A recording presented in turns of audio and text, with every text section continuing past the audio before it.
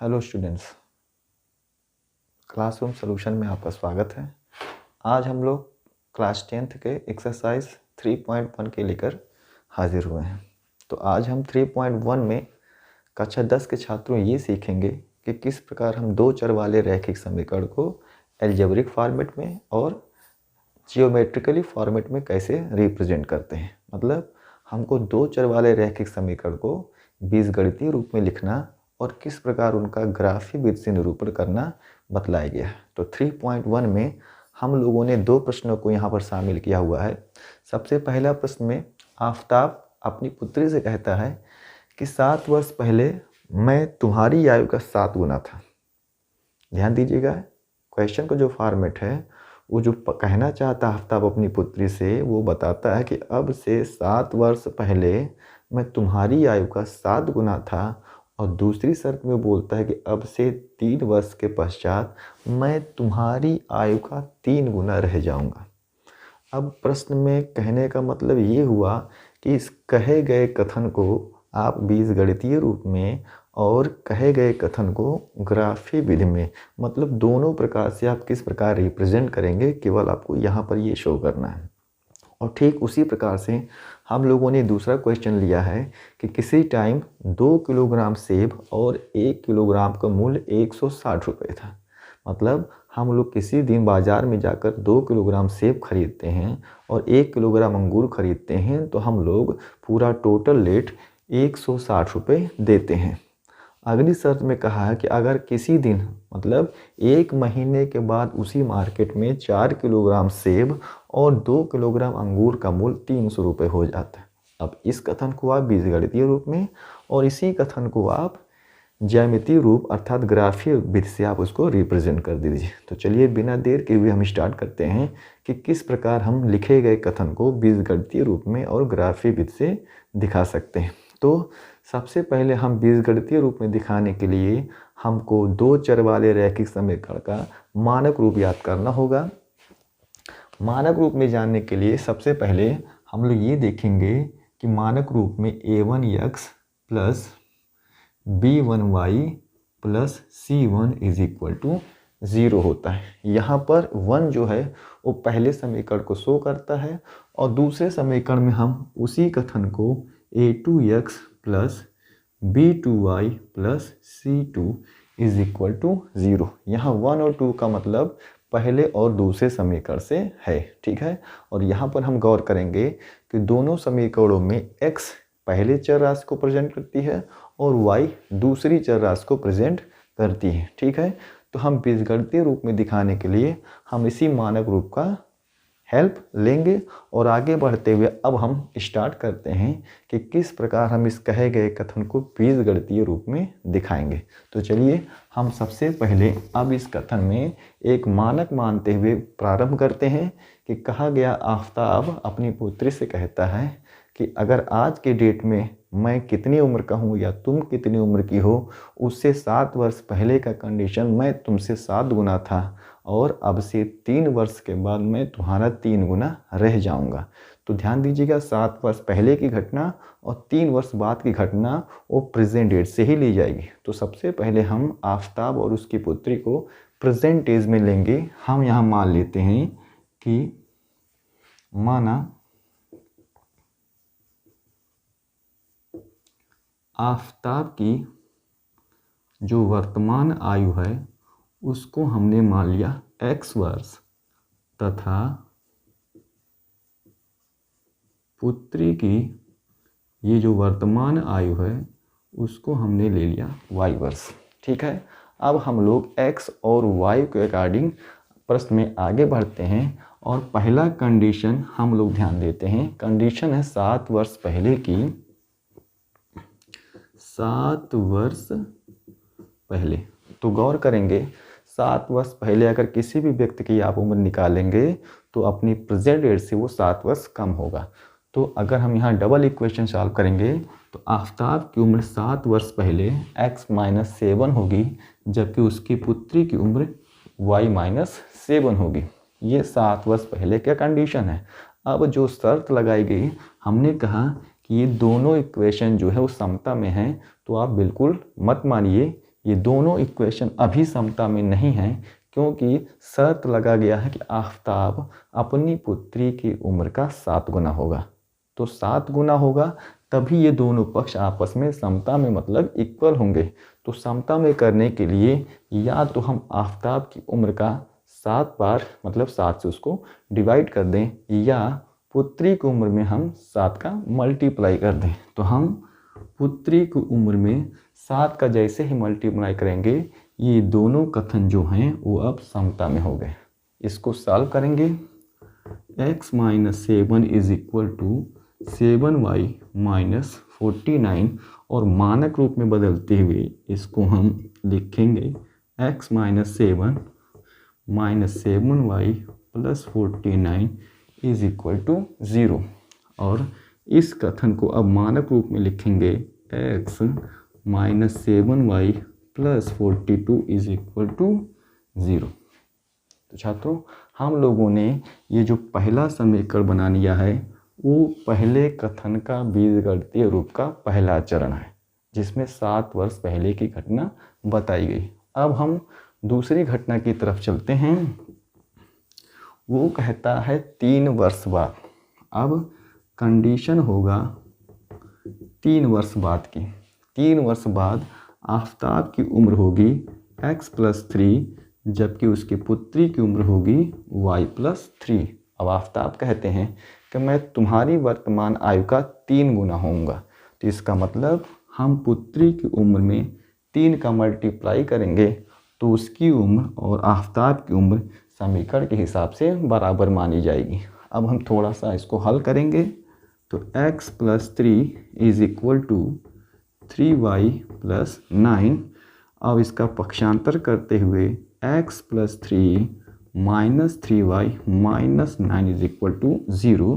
तो समीकरण हमको मिलेगा x - 3y - 6 is equal to 0।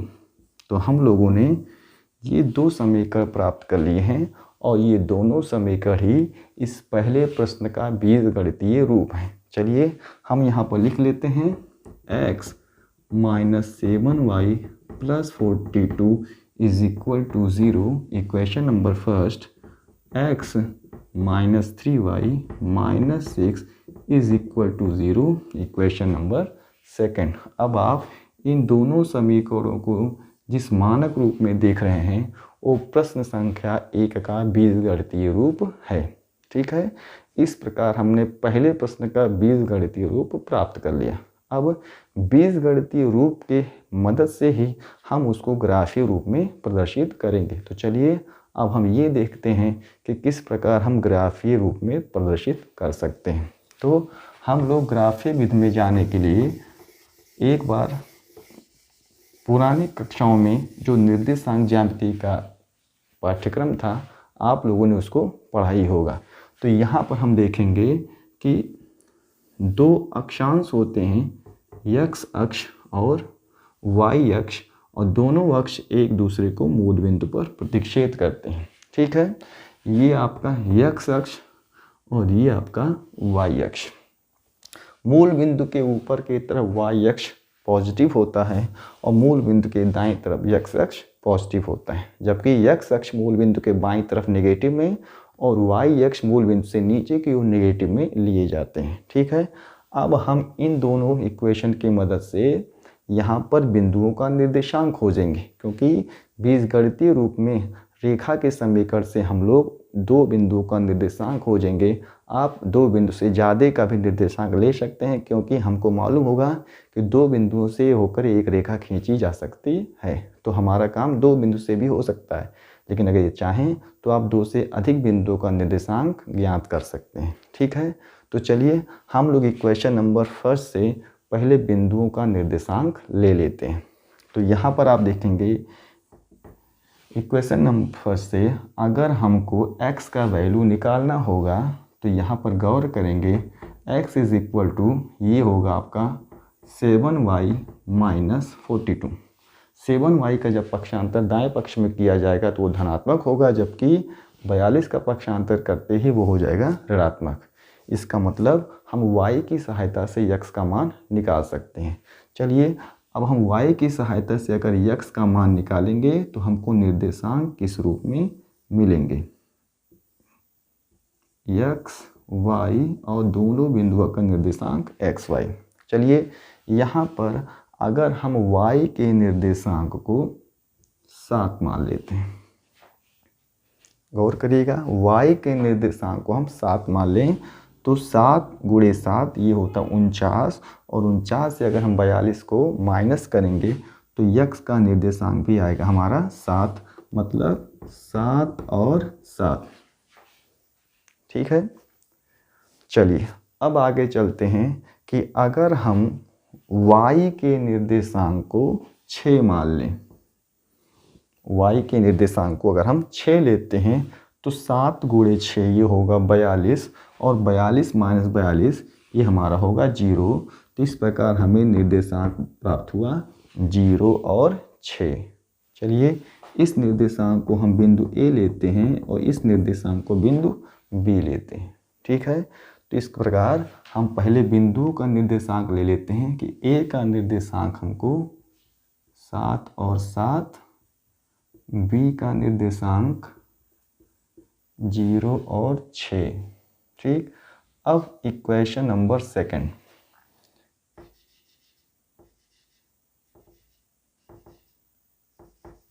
Equation number 2 में भी हम पहले इक्वेशन की तरह ही सॉल्व करेंगे, और इक्वेशन नंबर 2 से हम दूसरे बिंदु का निर्देशांक, यहाँ पर होगा x = 3y + 6, मतलब y के वैल्यू को अगर लिया जाए तो 3 का मल्टीप्लाई करने के बाद 6 को प्लस करने पर x का वैल्यू मिलेगा।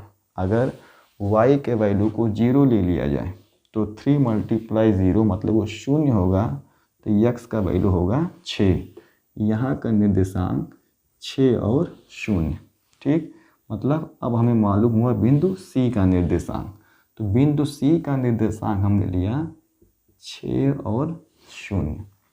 इसी प्रकार अब हम बिंदु D का निर्देशांक, D का वैल्यू लेने पर अगर हम y के वैल्यू को 1 ले तो 3 गुणे 1 जो होगा वो 3 होगा, और 6 उसमें ऐड करते ही वो हो जाएगा आपका 9, मतलब निर्देशांक हुआ 9 और 1। बिंदु D का निर्देशांक 9 और 1। चलिए अब हम इन दोनों निर्देशांकों की सहायता से बिंदुओं का ग्राफ खींचते हैं। चलिए x में आप देखेंगे कि सबसे बड़ी राशि 9 की है, तो हम यहाँ पर 9 बिंदु अंकित कर लेंगे।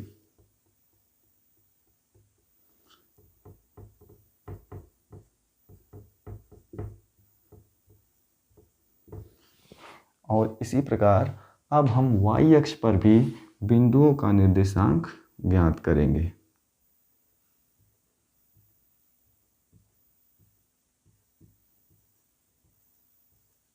चलिए सबसे पहले बिंदु A जो है वो 7 और 7 है, मतलब x अक्ष की तरफ 7 और y अक्ष की तरफ भी 7। तो कुछ इस तरीके का डायग्राम आपको देखने को मिलेगा।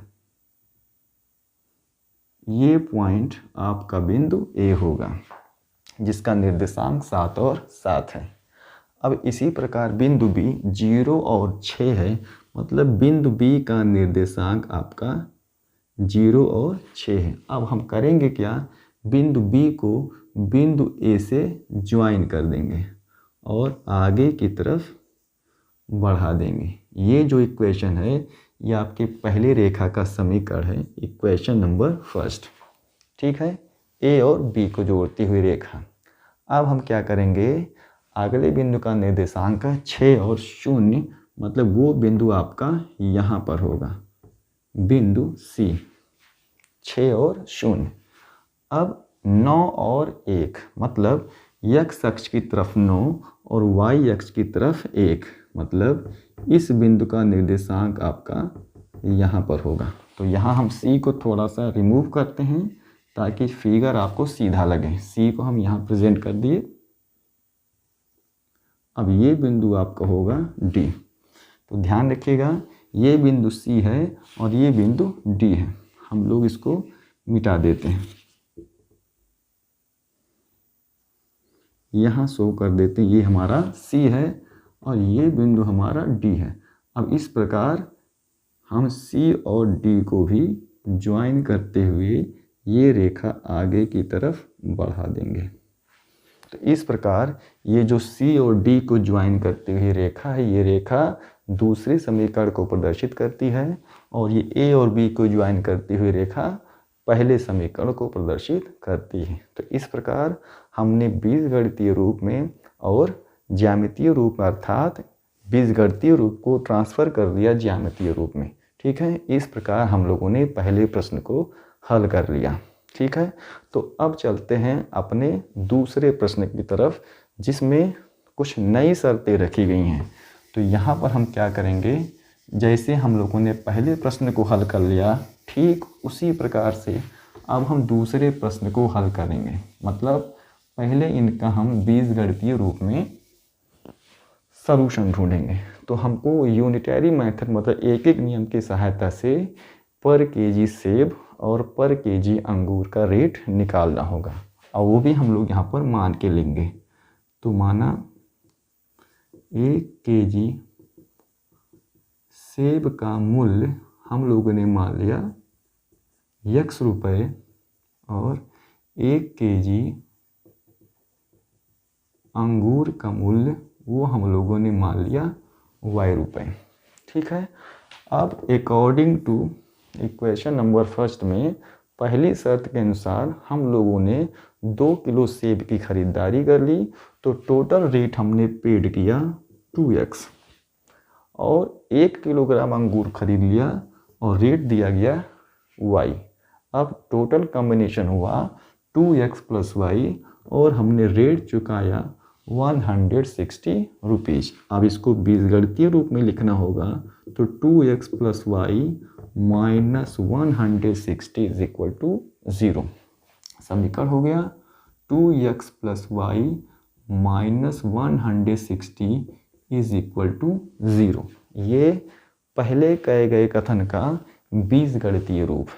अब हम दूसरे कथन की तरफ चलते हैं, जिसमें उसने हमसे कहा है कि अब हम 4 किलोग्राम सेब की खरीदारी करेंगे, मीन्स 4x, और हम लोग 2 किलोग्राम अंगूर की खरीदारी करेंगे, मतलब 2y। अब हम दोनों समीकरणों को जोड़ लेंगे और हम टोटल रेट चुकता करेंगे 300 रुपये। मानक रूप में लिखने पर ये होगा 4x प्लस 2y माइनस 300। यहाँ पर हम देखेंगे 4x प्लस 2y माइनस 300 बराबर 0। ये इक्वेशन नंबर सेकंड होगा। आप चाहें तो इसको कॉमन भी ले सकते हैं। कॉमन अगर हम यहाँ पर 2 कॉमन लेंगे तो ये राशि लिखी जाएगी 2x plus y minus 150 is equal to 0।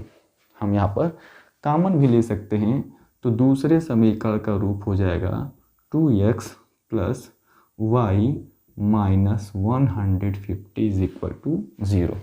ठीक है, तो अब हम यहाँ देख रहे हैं कि जो ये चीज़ आपको कथनानुसार लिखी गई है वो कहे गए कथन का बीजगणितीय रूप कहलाता है, जिसमें x और y 2 चर राशियाँ हैं।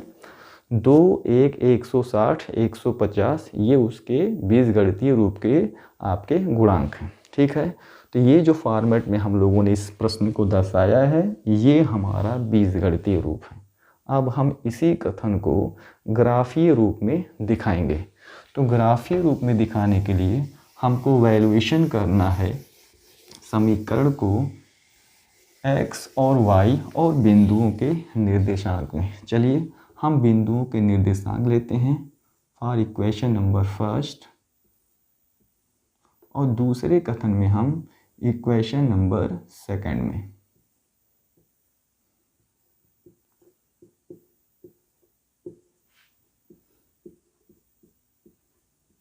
चलिए अब हम इक्वेशन नंबर फर्स्ट में गौर करेंगे कि अगर हम इक्वेशन नंबर फर्स्ट में y का वैल्यू तो पक्षांतर करेंगे यहाँ पर y इज इक्वल टू यहाँ पर 160 आपका धनात्मक चिन्ह के साथ जाएगा और माइनस 2x ऋणात्मक चिन्ह के साथ, क्योंकि आप लोग पक्षांतर का नियम जानते हैं कि अगर बाएं पक्ष से किसी धनात्मक पक्ष को दाएं पक्ष में भेज दिया जाए तो वो ऋण चिन्ह में होता है, और धन चिन्ह वाले को भेजा जाएगा तो वो ऋण चिन्ह में, और ऋण चिन्ह वाले को भेजते हैं तो वो धन चिन्ह में परिवर्तित होता है। ठीक है, यहाँ पर हम x चर राशि की मदद से हम y चर राशि के वैल्यू को निकाल सकते हैं। तो सपोज दैट अगर हम x के मान को 80 ले लें, x के मान को अगर हम 80 ले लेते हैं तो 80 गुणे 2 ये 160 होगा, और 160 में से 160 घटाएंगे तो उसका y का वैल्यू होगा आपका 0। मतलब बिंदु का निर्देशांक 80 और 0 हम उसको मान लेते हैं a। ठीक है, चलिए आगे की तरफ बढ़ते हैं। अब अगर x के वैल्यू को हम 70 मान लें, x के वैल्यू को हम 70 मान लें तो 2 गुणे 70 ये 140 होता है, और 160 माइनस 140 मतलब यहाँ पर हमको मिलेगा 20। तो दूसरे बिंदु का निर्देशांक 70 और 20, जिसको हम शो करेंगे बिंदु B से। अब हम समीकरण नंबर 2 की सहायता से दूसरी रेखा का हल ढूंढते हैं। देखिए, दूसरे समीकरण में हम दोनों में से किसी की हेल्प ले सकते हैं, तो हम आसान होगा कि हम इसका हल इस समीकरण की सहायता से ढूंढें। यहाँ पर हम y का वैल्यू निकालेंगे, 150 पक्षांतर के बाद धन चिन्ह के साथ होगा, और -2x ये ऋण चिन्ह के साथ होगा। तो ठीक उसी प्रकार अब हम यहाँ x के वैल्यू को अगर 70 मान लेंगे तो 2 गुणे 70 वो होता है 140, और 150 माइनस 140 करने पर y का वैल्यू आपको मिलेगा 10। मतलब बिंदु का निर्देशांक 70 और 10 प्राप्त होगा। तो ये चलिए C बिंदु का निर्देशांक हुआ। अब आगे बढ़ते हैं बिंदु D के निर्देशांक के लिए। अब हम यहाँ पर x के वैल्यू को मान लेते हैं 60। x के वैल्यू को जब ही हम 60 मान लेते हैं तो 2 गुणे 60 होता है 120, और 150 माइनस 120 करने पर y का मान प्राप्त होता है हमको 30। तो D बिंदु का निर्देशांक 60 और 30। आप कुछ भी राशि मान सकते हैं, आप धनात्मक वैल्यू लीजिए, आप ऋणात्मक वैल्यू लीजिए, जिस प्रकार आपको सहजता लगे आप x और y का मान निकाल सकते हैं। ठीक है, लेकिन इस मेथड में आप किसी एक चर का मान दूसरे चर के रूप में व्यक्त करें, ताकि एक चर के मान को उसमें रखते हुए हम दूसरे चर का मान आसानी से पा लें। तो हमें बिंदुओं का निर्देशांक भी मालूम हो चुका है। अब हम चलते हैं ग्राफीय निरूपण की तरफ। ग्राफीय निरूपण करने के लिए आपको मालूम होना चाहिए कि सबसे पहले हम अक्षांशों को यहाँ पर प्रदर्शित करेंगे। x अक्ष धन चिन्ह के साथ, y अक्ष धन चिन्ह के साथ, x डैश ऋण चिन्ह, यहाँ पर आपका y डैश ऋण चिन्ह के साथ, और x डैश ऋण चिन्ह के साथ मूल बिंदु O है। ठीक है, अब हम यहाँ देखेंगे कि एक बिंदु A में x का वैल्यू 80 है, B में 70 है, फिर यहाँ 70 और 60 है, मतलब सबसे बड़ा बिंदु है 80। तो हम यहाँ पर 8 बिंदु अंकित कर लेंगे।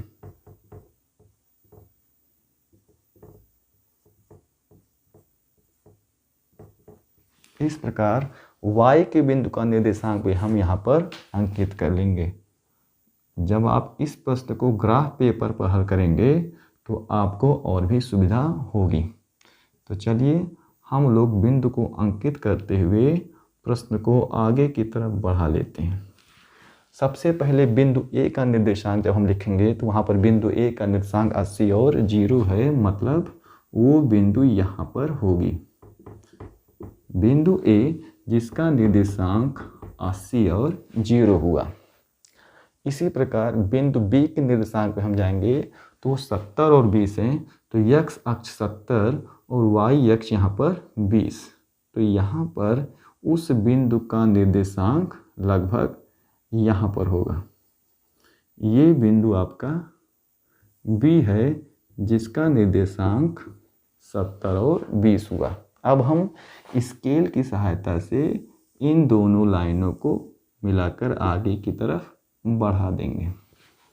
ये जो रेखा गई है ये इक्वेशन नंबर फर्स्ट, मतलब जिसको आप कह सकते हैं 2x + y - 160 बराबर 0 की रेखा है। अब हम दूसरी रेखा की तरफ चलते हैं जिसके लिए बिंदु C और D है।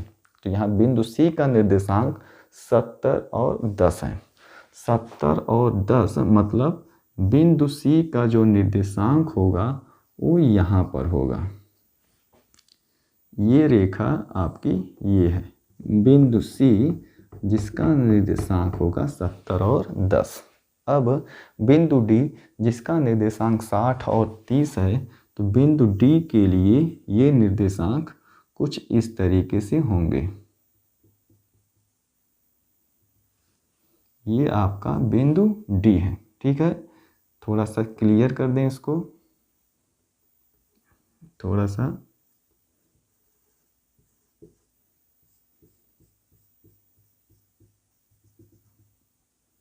ये आपका बिंदु